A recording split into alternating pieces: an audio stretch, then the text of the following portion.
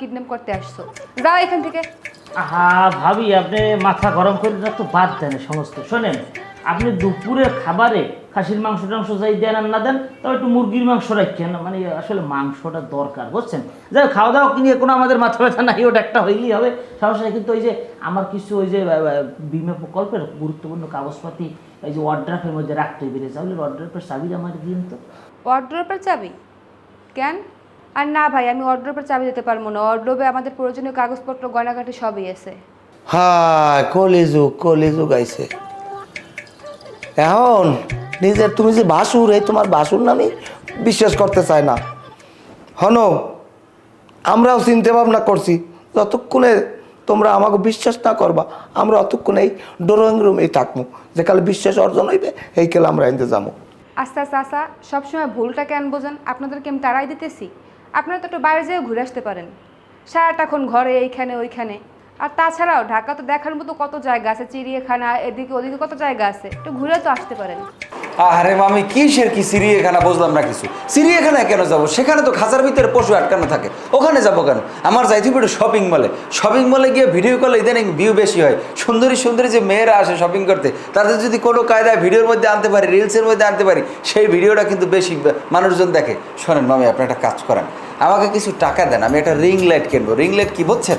ওই যে সাইড ফেসে যে গোল একটা লাইটের নাম থাকে, ওইটার মধ্যে মোবাইল রেখে ভিডিও করলে চেহারাটা একটু ভালো দেখা যায়। ভিউ বানাইতে গেলে কিছু ইনভেস্টমেন্টের দরকার আছে তো মামি। আমি আর পারতেছি না। আজকে রেজাউল আসুক, হয়তো এরা থাকবো না তো আমি থাকবো। গাইজ, আপনারা কিছু মনে করবেন না, হয়তো মামি সামান্য বিরক্ত হয়েছে, ঠিক হয়ে যাবে। মামির ব্লগ আপনাদেরকে কন্টিনিউ দেবো। সবাই আমাকে লাইক, কমেন্ট এবং শেয়ার দিয়ে পাশে থাকুন। ধন্যবাদ সবাইকে। কি একটা অবস্থা রে বাবা, রে বাবা! এই 2-3 ঘন্টা জাম ফেললে শেষ পর্যন্ত এই বাসার সামনে আইছি। এইটাই সবচেয়ে বড় কথা, রাস্তার যে অবস্থা, হেতে তো মনে মনে ভাবছিলাম যে বাসা আইতে একটা সন্ধ্যা হয়ে যাইবে।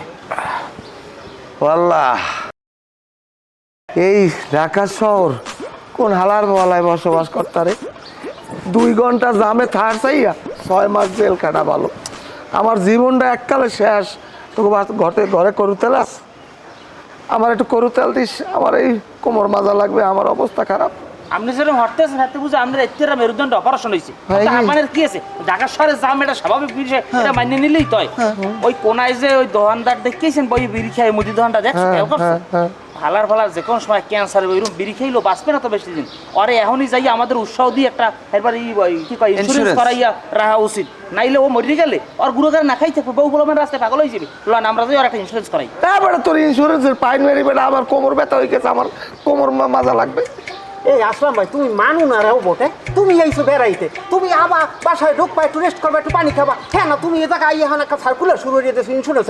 এই ঘরে লোক আছে মামা, মাথা ঠান্ডা করেন, ইন্স্যুরেন্স বাদ দেন আর ঘরে আগে আমার ওই ব্লগের ইডেক্স শেষ করি। হ্যালো গাইস, এই দেখেন এই মামার বাসায় আমরা প্রায় 2-3 ঘন্টা জ্যাম ঠেলে আসছি। এখন আমরা উপরে উঠবো। মামা একটা কাম করেন, গেটের সামনে যাইয়ে আপনারা একটা ভি চিহ্ন দেন। এই ভিডিওর ব্যাকগ্রাউন্ডে একটা কেজিএফ এর